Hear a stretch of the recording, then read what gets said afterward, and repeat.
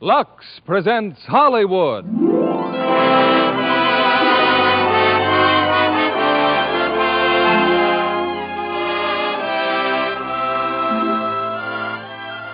Lever Brothers Company brings you the Lux Radio Theater, starring Judy Garland, Margaret O'Brien, and Tom Drake in Meet Me in St. Louis.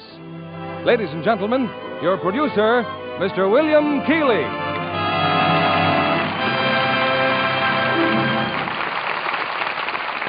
Greetings from Hollywood, ladies and gentlemen. The theme song of tonight's play is the title of Metro-Goldwyn-Mayer's screen hit, Meet Me in St. Louis, based on the novel of the same name by Sally Benson, currently playing in theaters all over the country. The title refers, of course, to the World's Fair in St. Louis in 1904. 10 million people attended it, but twice as many people in our listening audience will be going there tonight with three of Hollywood's most charming stars, Judy Garland, Margaret O'Brien, and Tom Drake. They take you back to an era of nostalgic charm in a warm and haunting story of romance. On to Act One of Meet Me in St. Louis, starring Judy Garland as Esther, Margaret O'Brien as Tootie, and Tom Drake as John, with Gail Gordon as Alonzo.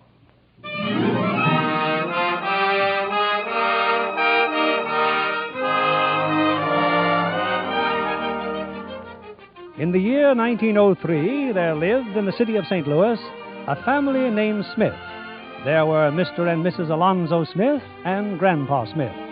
There were also two daughters and a son, Rose, Esther, and Lonnie.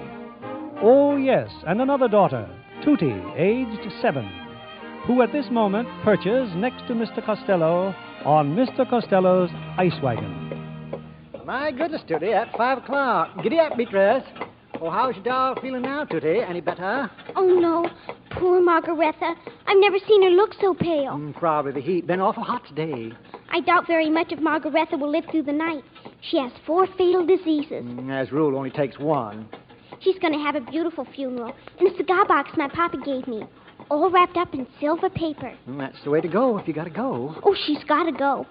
How's Beatrice feeling? Oh, Beatrice don't mind the heat. Why, she's the strongest horse in St. Louis. Excuse me, Mr. Costello, but it's pronounced St. Louis. That's funny. Now you take that their new song. Meet me in St. Louis, Louis, meet me. Oh, well, that's different. We sing that song all the time in our house. My sister Esther and my sister Rose and Grandpa and everybody. Well, St. Louis is St. Louis. It's still a grand old town. It's not a town, Mr. Costello. It's a city. And it's the only city that's going to have a World's Fair. Gosh, wasn't I lucky to be born in my favorite city? You sure were, honey. So was I, and so was Beatrice. Is that right, Beatrice? Come on, gal. Giddy up. Meet me in St. Louis, Louis. Meet me at the fair. Don't tell me the lights are shining any place but there. We will dance the hoochie coochie. You will be my tootsie wootsy if you will meet me in St. Louis, Louis. Meet me at the fair. Come on, Rose, and sing. Meet me in St. Louis, Louis. Meet me at the fair. Don't tell me the lights are shining any place but there. Oh, hello, Papa. Did you just come home, Papa? The fair won't open for months, but that's all everybody talks about or sings about. Where's Mama? Here I am, dear. Well, did you have a nice day, Alonzo? I had a terrible day, Anna. I lost the case. Oh, dear. Oh, well, Papa, if losing a case depresses you so, why don't you give up law and go into some other business? All right, Esther, I will. Beginning tomorrow, I intend to play first base for the Baltimore Orioles. Right now, I'm going to soak in a cool bath for 1 solid hour. Oh, but that's impossible, Papa. Katie's serving dinner in 5 minutes. 5 minutes? Alonzo, we planned on eating an hour earlier tonight. I'm taking a bath. Oh, Rose, dear, I'm so sorry. But it's nothing to upset the entire household about. Warren Sheffield, a Yale man, is going to telephone you at 6:30, and you say it's nothing. Rose, the telephone's in the dining room. You certainly don't want the whole family sitting there drinking in every word when a man proposes long distance. I don't see why you assume Warren is going to propose to me. He's calling from New York. Do you know what that cost? Now, I think that's just about enough of this. Now, where's Tootie? Oh, she's delivering ice with Mr. Costello. No, she came back a few minutes ago. She's in the backyard burying her doll. Well, call her in and see that she gets washed. And Lonnie. Lonnie! Now, don't you worry, Rose, dear. Everything will work out all right. Mama, it's 6:30 and Papa isn't down yet. He will be. Tootie! Grandpa! Lonnie, come on, dinner! Has he telephoned yet, Rose? Grandpa, I'm not in the least concerned whether Mr. Sheffield calls or not. I suppose Warren's too young, huh? Every fella I introduce her to is too young. Now, listen, children. Your father will be right down. If we eat dinner quickly, we may be finished by the time... Oh, now I remember. Now I remember where I left my other roller skate. On the staircase. I hope I haven't held you up. I was just taking a little ride before dinner. Tootie, is this your roller skate? Yes, Papa. And thank you. You're welcome. And remind me to spank you after dinner. Yes, Papa. Ah, soup. Don't blame me if it's cold, Mr. Smith. Oh, Katie. So's the corned beef. No, it's fine. Delicious. Well, what's the matter with everybody? Eat your soup. Rose, let me get it. Telephone! What are you all jumping for? Sit still. I'll answer it. I'll simply die. Hello? What? New York? No, I'm not calling New York. What? Hello? Hello? Anna, I'm going to have that instrument of torture ripped out of this home. Oh, Alonzo, every telephone call's not for you, dear. Rose is crying. Well, what's the matter with you? Oh, it's nothing, Papa. You've just ruined Rose's chances to get married, that's all. What did you say? That was Warren Sheffield calling long distance to propose. Oh, I see. Tootie, did you know there was a long-distance call coming to this house? You know what, Papa? The Iceman saw a drunkard get shot yesterday, and blood spurted out 3 feet. Answer yes or no. Yes. Lon? Grandpa? Anna? Well, and just when was I voted out of this family? Oh, Alonzo, really now? My eldest daughter is practically on her honeymoon, and everybody in St. Louis knows about it but me. Well, from now on, I'll handle all telephone calls to this house. But, Papa... Nobody answers the phone but me. But I... Thank you. Rose, answer the telephone. Thank you, Papa. Hello, Warren? How are you? Oh, I'm fine, Rose. How's St. Louis? What did you say? I said, how's St. Louis? Oh, it's fine. Fine. Can you hear me? Oh, yes, I can hear you The fine. whole neighborhood can hear you. Well, What did you say, Warren? nothing. I was waiting for you to say something. Oh, Rose, I hope you won't misunderstand what I'm going to tell you. yes. Well, I don't think you should mention this call to your family. Why not? Well, because there'd be H to pay if my family ever found out I called you long distance. Oh, he said there'd be 8.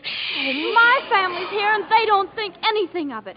Well, I'd better not waste any more of your time or money. Rose, I've still got 35 seconds. Never mind. Well, Rose, I'll write to you as soon as I hang up. Well, that'll be very nice. Goodbye, Warren. Well, that's the darndest proposal I ever heard. Well, of all things, he talks about the weather. Well, I'll bet there isn't another girl in St. Louis who's had a Yale man call her long distance just to inquire about her health. If you don't mind, I'd like to be excused. A Yale man, eh, Lonnie? Yes, Papa? That settles it. You're going to Princeton.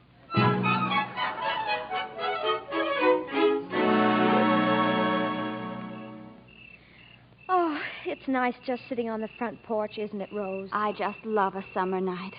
Esther, wasn't that silly of me, running away from the dinner table? Oh, Rose, I wish I had your savoir faire. Esther, look. Next door, a new neighbor. John Truitt. Yes, on the lawn. Now, for goodness sakes, don't let on that we see him. Ready? Yes. Let's get a little closer to the railing. Isn't it a gorgeous night, Esther, dear? Heavenly, Rose, just heavenly. He smokes a pipe. I understand they're having a fashion pavilion at the fair. Isn't that exciting? I shan't be at all surprised if Joe insists on taking me to the fair every single night. Joe's so overpowering. Oh, prunes. Huh? Well, look, he just walked back into his house. Oh. It's not very neighborly, I must say. Well, he's only lived here 2 weeks. You can't expect him to fling himself at you. How am I going to meet him? I know. I'll get George Briggs to bring him over here to Lon's going-away party. Oh, Rose, could you? Of course. Let me get some stationery. We can write the invitations right now, tonight. He didn't even notice me. What if he can't come to our party? What if he's got a girl? The moment I saw him smile, I knew he was just my style. My only regret is we've never met, though I dream of him all the while. But he doesn't know I exist, no matter how I may persist. So it's clear to see there's no hope for me, though I live at 5135 Kensington Avenue, and he lives at 5133. How can I ignore the boy next door? I love him more than I can say. Doesn't try to please me, doesn't even tease me, and he never sees me glance his way. And though I'm heart-sore, the boy next door affection for me won't display. I just adore him, so I can't ignore him. The boy next door.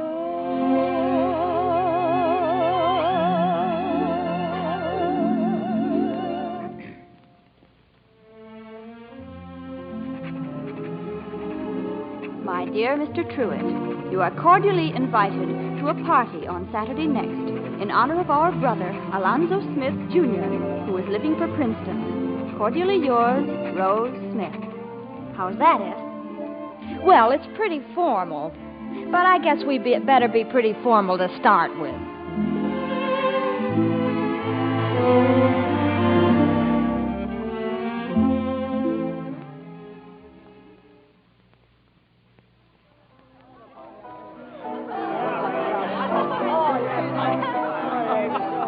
Princeton's all right, John, huh? Oh, Princeton's a peach of a school. A peach of a school. Well, that's where I'm going. Oh, Esther. Yes, Alonzo? May I present our neighbor, John Truitt? I'm sorry, I didn't quite catch the name. John Truitt. Oh, well, welcome to our house, Mr. Truitt. Well, thank you. You know, this is the first party I've been invited to since we moved to St. Louis. Oh, do you live here? Well, of course he lives here. Right next door. Oh, well, that's where I've seen you. I thought you looked familiar. If this dance isn't taken, Miss Smith, I'd be very honored. Oh, I'm terribly sorry, but oh, well, since you're our next-door neighbor. Thank you.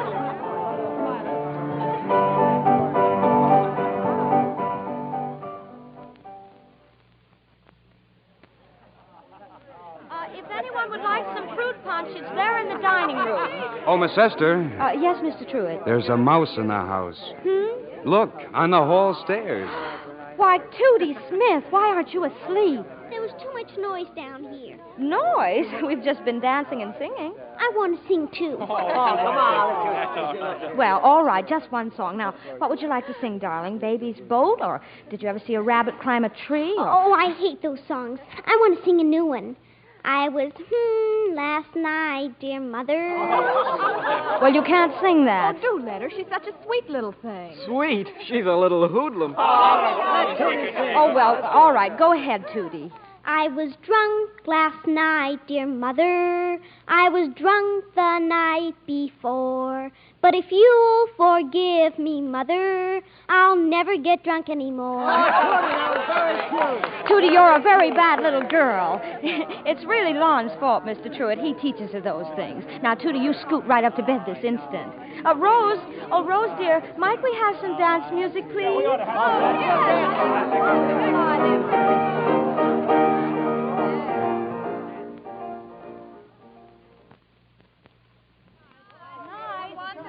Good night. Looks like I'm the last one leaving. Well, good night, Miss Esther. Good night. Oh, yes. Don't forget your beauties, please. Presently, Rose, dear. Well, I guess I better get going. We'll be seeing some more of you, won't we? Oh, you bet. You'll be joining our crowd Friday. We're all taking the trolley out to the fairgrounds just to see what progress they're making. Oh, sure. Well, good night. Good night. Oh, that Welsh rabbit you served was ginger peachy. I'm so glad. Oh, Mr. Truitt. Yes, Miss Esther? This is an untoward request, but would you mind accompanying me through the house while I turn out the lights? Well, It's just that I'm afraid of mice. Well, sure. That's the least a man can do for his charming hostess. Just those 2 lights in the hall, and then we'll be finished. Oh, if you can't see, just take my hand, Mr. Truitt. Well, thanks. This way. Say, that's nice perfume. Do you like it? It's essence of violet. Exactly the same kind my grandmother uses. No, this is different. Well, here's the hall. Hadn't we better save those lights for your folks? Well, I'll just turn them down dim. There. My, it's certainly dark in here with the lights off, isn't it? Gosh, Miss Esther, I hope I'm not too presumptuous, but you don't need any beauty sleep. Oh, what a nice thing to say. Oh, this has been a great evening. I'll never forget it. Do you mean that? Yes, I do. Do you always shake hands with the girl when you say goodnight? Oh, no, sir. Only when I think an awful lot of her. Oh. And you know something else, Esther? What? You've got a mighty strong grip for a girl. Good night, Esther. Good night, neighbor.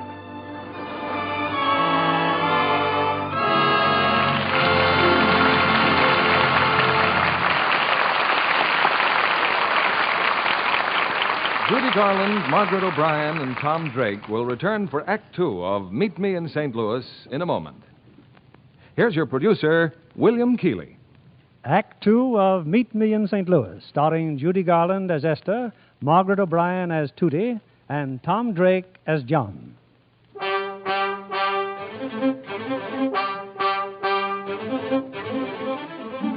Well, Friday's come, and with it, the trolley ride to the fairgrounds. Now take a trolley, fill it with boys and girls, and sooner or later, somebody's singing. In this instance, it's Miss Esther Smith, who finds ample reason to sing, for sitting next to her, thoroughly smitten, is the boy next door, John Truitt. With my high starched collar and my high top shoes and my hair piled high upon my head, I went to lose a jolly hour on the trolley and lost my heart instead. With his light brown derby and his bright green tie, he was quite the handsomest of men. I started to yen, so I counted to 10, then I counted to 10 again.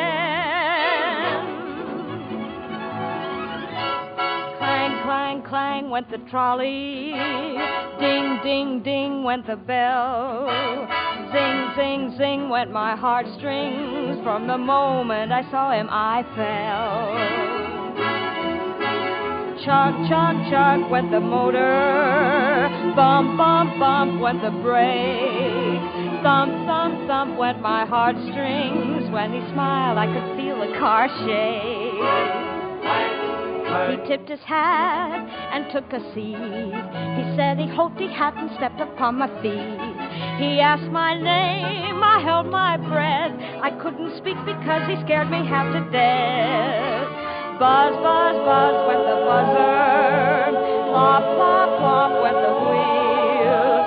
Stop, stop, stop went my heartstrings. As he started to go, then I started to know how it feels when the universe reels. The day was bright, the air was sweet. The smell of honeysuckle charmed her off her feet. She tried to sing, but couldn't speak. In fact, she loved him so she couldn't even speak. Buzz, buzz, buzz went the buzzer.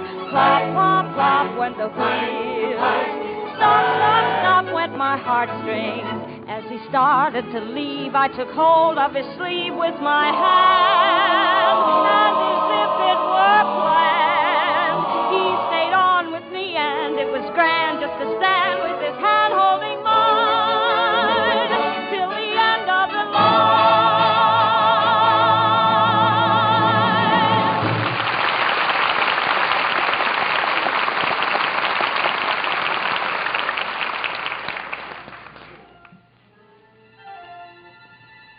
It's a few weeks later now, Halloween, and at the Smith home, disguised in sagging pants, a long red nose, and bristling mustaches, Miss Tootie Smith is about to brave the thrills and terrors of this ghost-ridden night.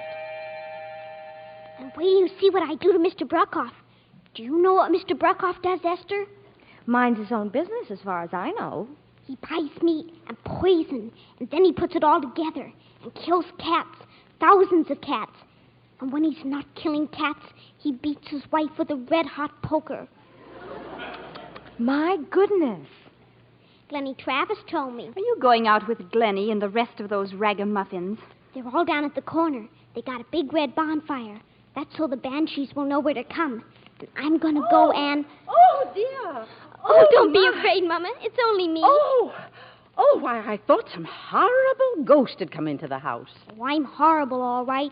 I was murdered last week in a den of thieves. Well, here it is, Tootie. Here's your flower. Thanks, Grandpa. You wouldn't catch me out on a night like this for $1 million. Well, why not? Too many terrible spirits roaming around. Grandpa. Oh, go on, Tootie. It's Halloween. I just hope I get back to my bed and board all right. If you wet the flower before you throw it, it's harder for the victims to get it off. Well, goodbye. Goodbye, everybody. Well, all right, everybody. I guess we're all ready to go. I'm ready, Glennie. Miss Wilkins said she'd leave her hammock on the front porch. And would the children please bring it back after they're through stealing it? Maybe we will and maybe we won't. Anyway, you ain't coming. Why not? 'Cause you're too little, Tootie.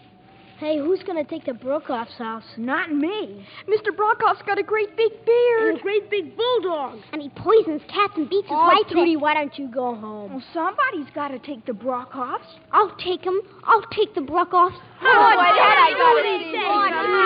home till you grow up. I won't go home. I won't. I'm going to take the Brokoffs.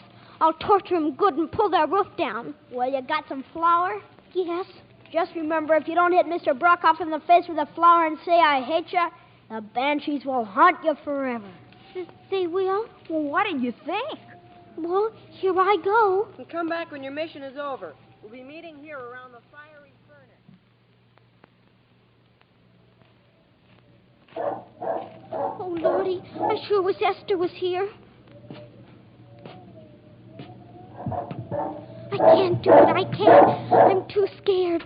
Well, what do you want? Don't try to run away.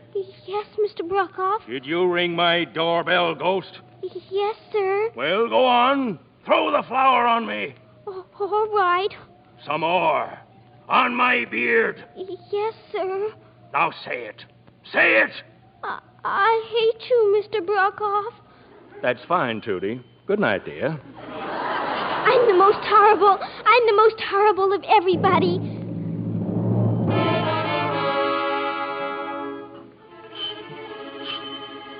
Is that you, Tootie? I'm coming. Well, did you have a nice... Why, Glennie. Esther, you better come quick. Something happened to Tootie. What are you talking about? Down by the trolley. She got hurt, Esther. She's bleeding like anything. Oh!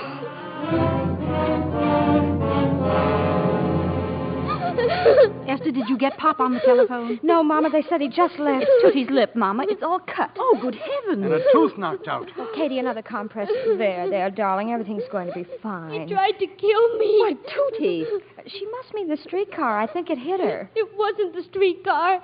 It was John Truitt. Oh, John no. Truitt? John Truitt? He was going to kill me. That's how I got hurt. When I screamed, he ran away. Tootie Smith, that's a monstrous falsehood. Now, wait a minute, Tootie. What's that in your hand? Why, it's some strands of hair. Yes, and I don't think it's Tootie's. I yanked it out of his head. He tried to kill me. Brown hair. John Truitt has brown hair. Excuse me. Oh, is that you, Esther? Oh, hello, Esther. John Truitt. Yes? Hey, wait a minute. I've come here to ask you something. Hey, cut it out, Esther. The next time you Hey, pick on cut it somebody, out. pick on somebody your own size. What do you mean hitting a 7-year-old child? Esther! If there's anything I hate, loathe, despise, and abominate, it's a bully.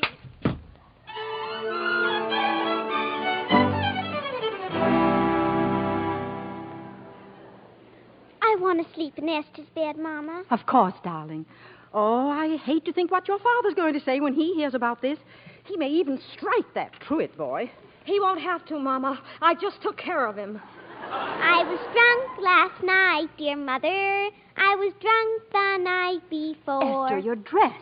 Oh, that must have happened when he was trying to hold me off. I bit him. I bit him, too. Did you, Tootie? That's not what Tommy Berkheimer says. I've just been talking to him. Did the trolley go off the tracks, Grandpa? No, but the cable came off when the motorman put on the brakes so fast. At least that's what Tommy tells me. What are you talking about? It seems the kids had found an old suit of clothes, so they stuffed it with straw, and somebody put it on the trolley tracks. We thought the car'd go off the track. Tootie Smith, why, you're nothing less than a murderess. You might have killed dozens of people. Oh, Rose, you're so stuck up. Tootie, how did you get that lip? How? Because John Truitt butted in. He dragged me up an alley so the policeman wouldn't get me. Huh, as though policemen never pay attention to girls. But I yanked his hair out and got away. Then I fell down and cut my lip. Oh, what I'm going to do to you. Oh, yes, leave her alone. Oh, well, what's so funny? Tootie, honestly, you're the most deceitful, sinful little creature I've ever seen. And for 2 cents, I'd... Merciful heavens! John!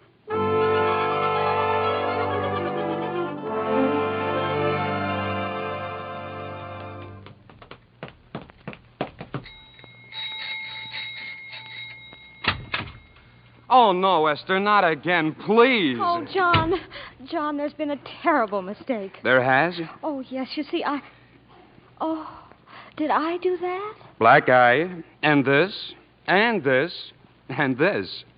Oh, I'm terribly sorry. Oh, that's all right. How's Tootie? Oh, she'll live.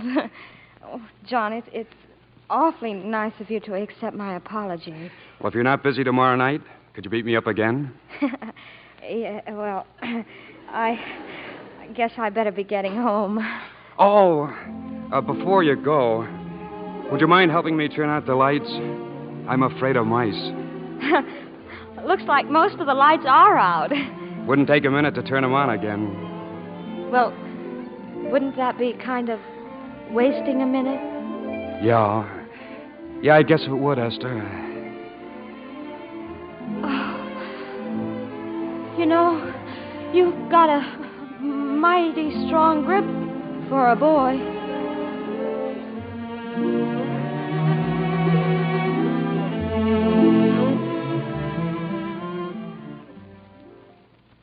If I ever catch you fibbing again, Tootie, I'll give you something that you'll...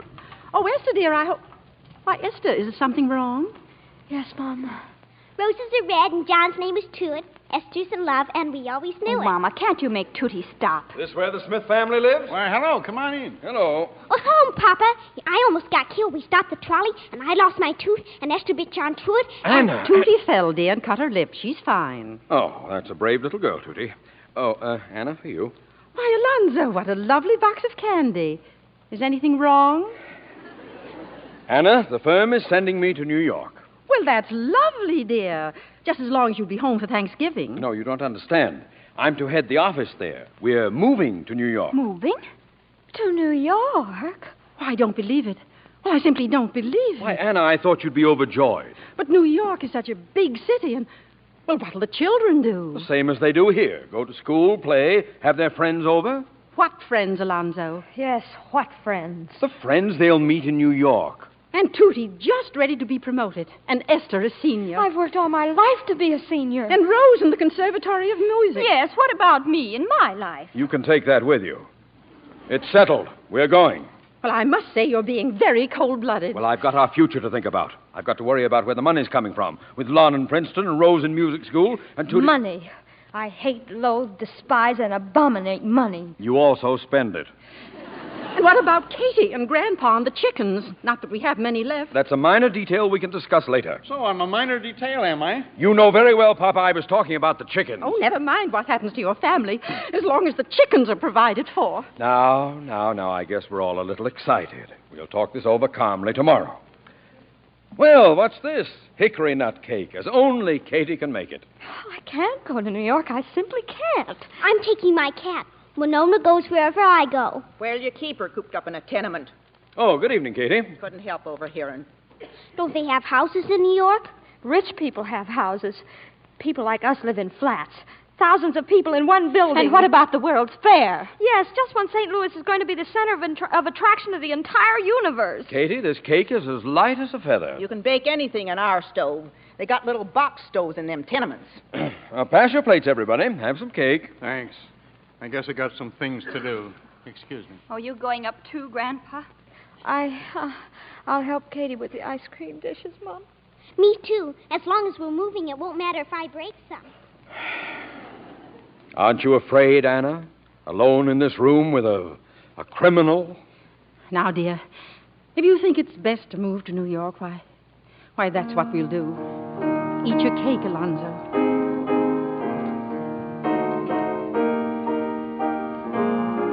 It's good to hear you play, Anna. My, that's a nice song. Remember when I used to sing it? Yes. All dark and fair weather, you and I.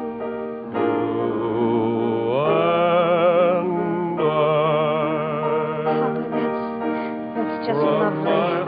Tootie and well, I guess we'll have some cake after all. I want the piece with the rose petals. Mighty nice song. Mighty nice. Rose and I... Well, there's nothing like good music and a piece of hickory cake.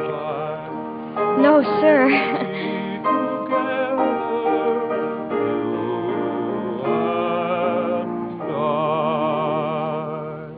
I think he has a good voice.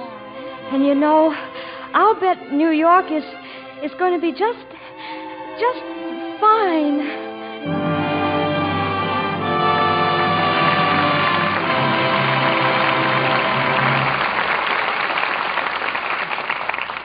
We pause now for station identification.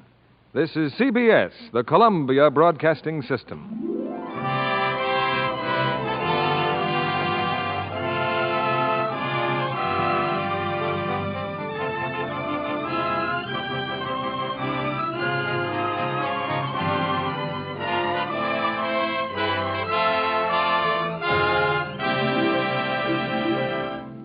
We return you now to William Keighley. Act 3 of Meet Me in St. Louis, starring Judy Garland as Esther, Margaret O'Brien as Tootie, and Tom Drake as John.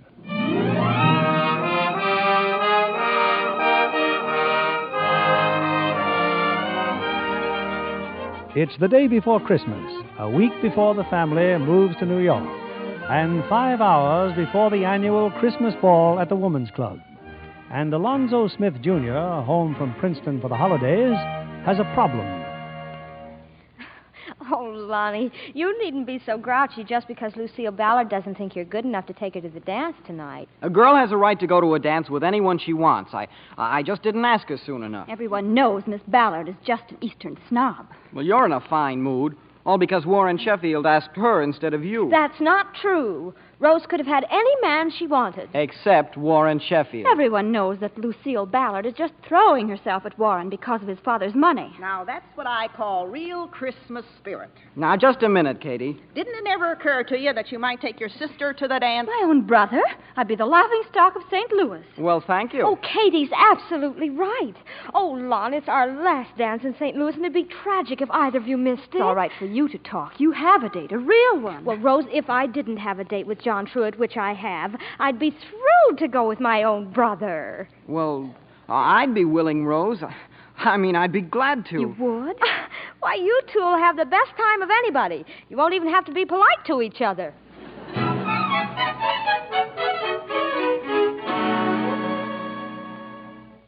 Hurry, yes, it's 7:30. Oh, S, you look grand, simply grand. That corset makes your figure just elegant. Oh, I feel elegant. But I can't breathe. But if we're going to wreck Lucille Ballard's evening, we definitely need every ounce of allure. Oh, Rose, don't you think I could be alluring without a corset? No, Esther, I don't. After all, you're competing with an Eastern girl. We'll have to monopolize all the worthwhile men. Well, there'll only be about 20 boys worth looking at. We could certainly handle 20 men. But what about John Truitt? Oh, I'll devote myself to John. But in between times, I'm going to make my presence felt amongst the others. Oh, Esther. What is it, Tootie? Somebody at the back door to see you. Who? Gosh, do you look funny. Tootie. Rose, could I please wear a corset, now, too? Tootie. Who's at the back door? Oh, somebody that looks like John Truitt. Oh, Rose, give me my kimono. I wonder what he could want. What are you giving me for Christmas, Rose? You'll find out tomorrow. I certainly hope it's a hunting knife. Nothing I need worse than a good hunting knife. But, John, well, come on in. S, I've got some bad news. My tuxedo. Well, what about it? It's at the tailor's. You see, I was playing basketball, and when I got there, it was closed. But can't you borrow one? I've tried, but everybody who's got one is going to the ball. What about your father's? That was my father's. Well, then find the tailor and make him open the shop. Well, I know his name is Johnson, but I don't know where he lives. Oh, this is simply ghastly. Oh, S, I wouldn't blame you if you never spoke to me again. Oh, you didn't do it on purpose. I guess there's nothing else I can say. Unless you want to do something else tonight. No, I better just stay home and do some packing. You know, we're leaving St. Louis in a few days. I know. And this is a fine going-away present I'm giving you. I'll bet you really hate me. Oh, no, John, I don't hate you. I just hate basketball. Simply awful, Esther. I wish I were dead, that's all. Well, there's only one thing to do. Lon will have to take both of us. You don't think I'm going to the smartest ball of the season with my own brother, do you? I like that. You wanted me to go with him. You didn't have a date. But I can't handle 20 men alone. I admit it. Did you ever stop to think of what people would say? Come in, Grandpa. You know, the man who built this house cheated your father. The walls are thin as paper. Oh, Grandpa. Now. Esther, it's a funny thing. I took my tuxedo out of the mothballs only yesterday. Looked pretty good, too. That suit of mine does the greatest one step you ever saw. Grandpa, are you actually... Esther, what's this Tootie says about your not going to the dance? Who says I'm not going? Of course I'm going. With the handsomest man in town. Madame, I'll pick you up at 8.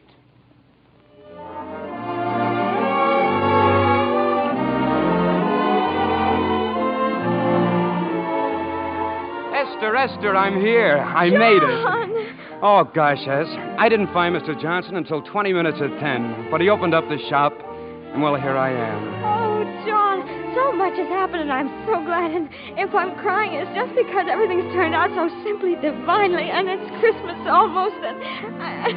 But what's happened? Don't you see them dancing? Rose and Warren Sheffield. Miss Ballard's a simply charming girl, even if she is an Easterner. She said we're all grown up, aren't we? And since all Warren talks about is Rose, my goodness, why doesn't he fill her dance card? Who's Lucille dancing with? Lonnie, of course. Oh, she's terribly fond of him. It's really so obvious. And now you're here. Oh, John, I've never been so happy in my life. Esther, could we Could we go outside for a minute? I want to talk to you. Well, of course, John, if you like.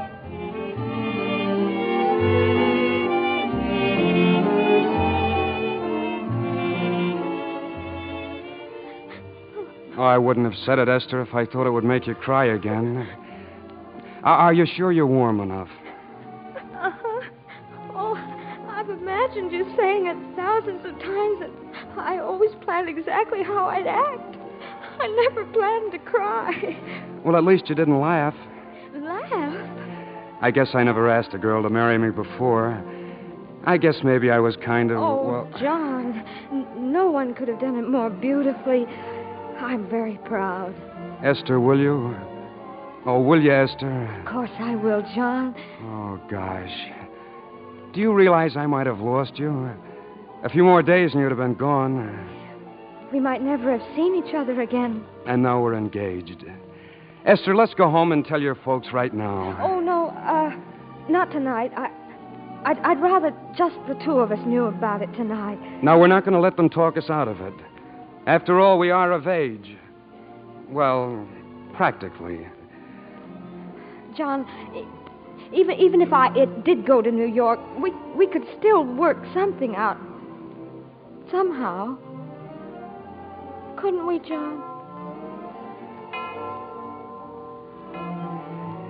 Merry Christmas, John. Merry Christmas, Esther.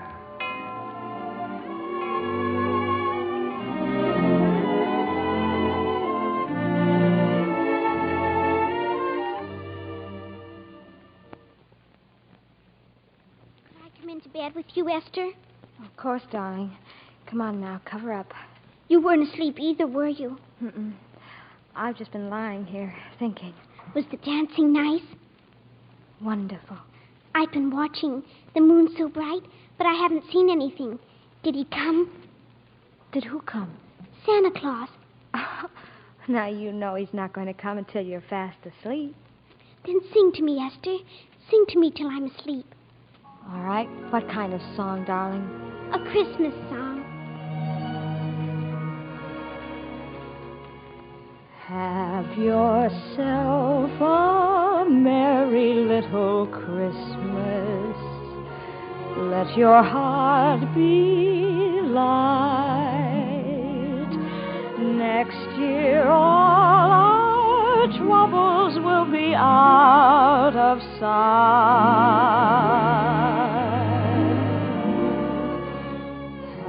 Yourself a merry little Christmas. Make the Yuletide gay. Next year all our troubles will be miles away. Once again, as in olden days, golden days of yore. Faithful friends who were dear to us will be near to us once more. Someday soon we all will be together, if the fates allow. Until then, we'll have to muddle through somehow. So have yourself a merry little Christmas now.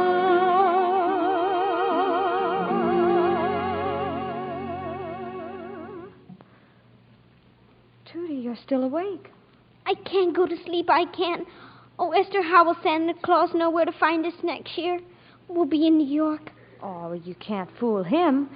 He can find anybody he wants to find. If he brings me any toys, I'm taking them with me.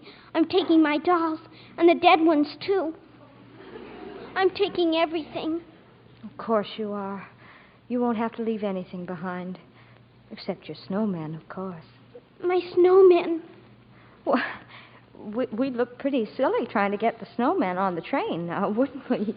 Snowman, my snowman. Tootie, come back here. My poor little snowman. What's going to happen to them? Snowman, snowman.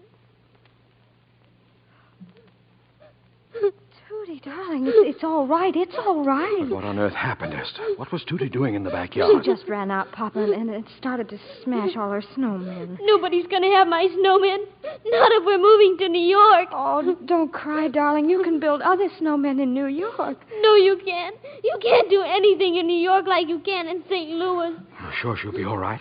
Yes, Papa, you go back to bed. I'll take care of her. Well, good night, Esther. Good night. Tootie, darling, New York's a wonderful place. Wait till you see the fine home we're going to have and the friends we're going to make. But the main thing, Tootie, is we're all going to be together, just like we've always been. That's what really counts. We could be happy anywhere as long as we're together. Anna, wake up. Rose, Grandpa, Lonnie, everybody get up. Esther, Tootie, come on, all of you. Come on downstairs. Papa, what's wrong? Everything's wrong. Anna, where are you? Grandpa, come downstairs this minute. Now, everybody get in here and sit down. There's nothing to sit on, Alonzo. Nothing but packing boxes. Then come into the dining room. I've got a few words to say to this family. Well, what is it, for heaven's sake? Well, we are not moving to New York. And I don't want to hear a word about it. We're going to stay right here in St. Louis till we rot. We haven't rotted yet, Alonzo.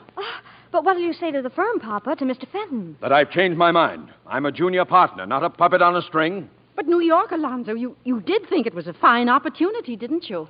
Well, I was looking forward to going, yes. But after all these weeks, watching my family's hearts breaking, and then Tootie a little while ago, and... Well, New York hasn't got a copyright on opportunity. The trouble with you people is you don't appreciate St. Louis because it's right here under your noses. I'll take that. Oh! Is this you, Rose? Oh, I mean... Do I sound like Rose? Well, then get her to the phone. Wake her up or something. Now, just a minute, young man. Who do you think you're talking to? Papa, please let me take it. Hello? Rose Smith, I haven't slept a wink since I took you home from the dance, and I won't go on like this any longer. Warren. We're going to get married, and I don't want to hear any arguments. Now, that's final. Oh, I love you. Warren. Anna, who is that boy? Do you know? Alonzo, he's a very fine young man. Now, we'll talk about it later. Oh, Rose, darling, you handled the whole thing magnificently. He's just putty in your hands. Well, I hope you'll be very happy, Rose. And sometime, if you can arrange it, I'd like to meet that young fellow. Papa, Mama. If Rose is going to get married, maybe we better open up her Christmas presents now. Oh, you little faker. It's your presents you're after. He's been here, Santa Claus. Well, of course, in the living room. Oh, good heavens, it's Christmas morning. Merry Christmas, Merry Christmas. Papa, you've given us the nicest Christmas anybody could ask for. We're staying in St. Louis. Good morning, Mr. Costello. Morning, Tootie. Going to help me deliver ice today? Today? Do you know what today is? Sure do. First day of May, 1904. It's Fair Day, Mr. Costello. Today's the day the World's Fair opens. My family's going, and Papa says we're not coming home till they throw us out. Is that a fact? Well, gee up, Beatrice. But don't you worry. I'll help you deliver ice tomorrow.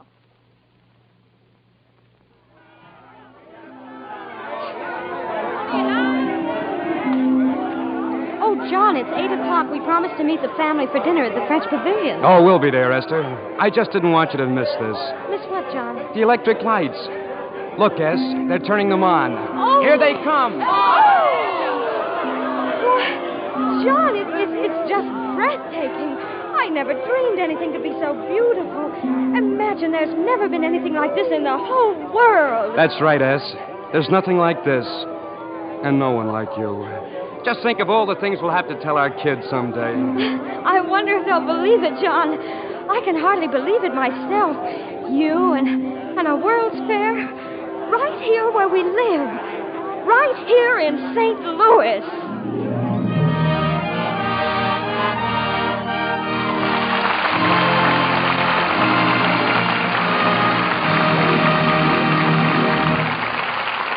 Before our stars return to the microphone, I'd like to tell you about Mrs. Brown. The Browns had some friends in for dinner recently, and after they finished, Mrs. Green said, "Let's do the dishes now, Mary. I'll give you a hand." Oh, thanks. It really won't take long. Optimist. But I always say you can talk just as well in the kitchen as anywhere. Want me to wash? Oh, no, that's the easiest part. Who do you think you're kidding? Look at these dishpan hands of mine. Oh, I have luck. You have? Where'd you get it? Down at the corner. Some came in while I was there the other day. Lucky. I haven't been able to get any lately. I guess you've just struck it wrong. We're all so sick of those strong soaps that Lux goes like hotcakes. Do strong soaps bother your hands, too? Do they? Why, mine looked worse than yours. But soon as I switched to Lux, they started getting better. Note that, Mrs. Green. Tests prove changing to Lux Flakes does just what Mrs. Brown says. It takes away that ugly dishpan redness. You'll begin to notice improvement in just a few days. Another thing, you have to use so much of that strong soap to get suds. I know, but you saw how little Lux Flakes I put in the dishpan. And look what rich suds they make. Those richer suds will actually go further, Mrs. Green.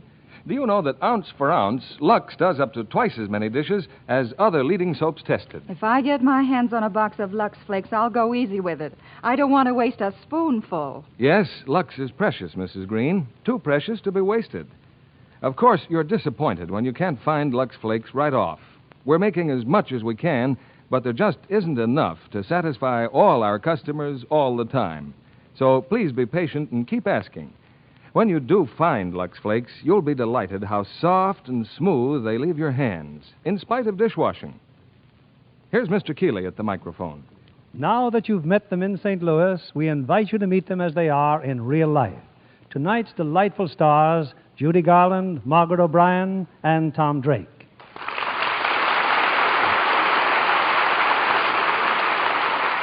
Judy, we enjoyed both your singing and your acting. Well, Bill, tonight's play certainly puts one in the mood for Christmas. You know, Christmas is only 23 days away. Hey, that's pretty close figuring, Margaret. And, Judy, this will be the first Christmas for the newest member of your family. Have you bought the baby any presents yet, Judy? Well, I haven't done much shopping yet, Margaret. Judy's been pretty busy.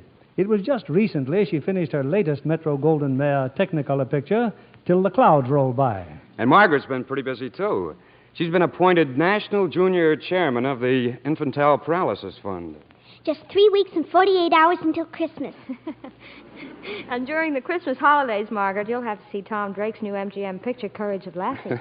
As a matter of fact, Margaret has one of Lassie's puppies. Is that right, Margaret? Yes, and I named him Laddie. But just think, only 18 shopping days until Christmas. That's right, Margaret.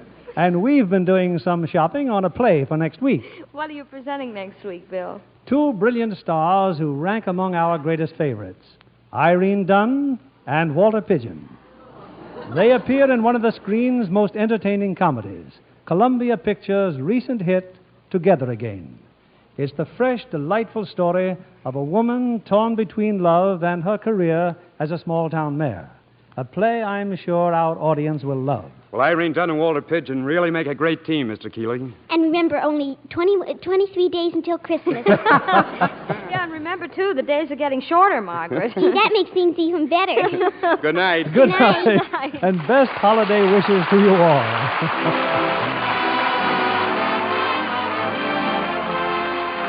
Lever Brothers Company, the makers of Lux Flakes, join me in inviting you to be with us again next Monday evening when the Lux Radio Theater presents Irene Dunn and Walter Pidgeon in Together Again.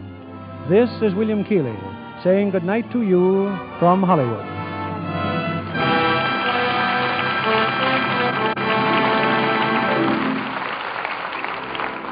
More than 2 million servicemen returning to civilian life are homeless.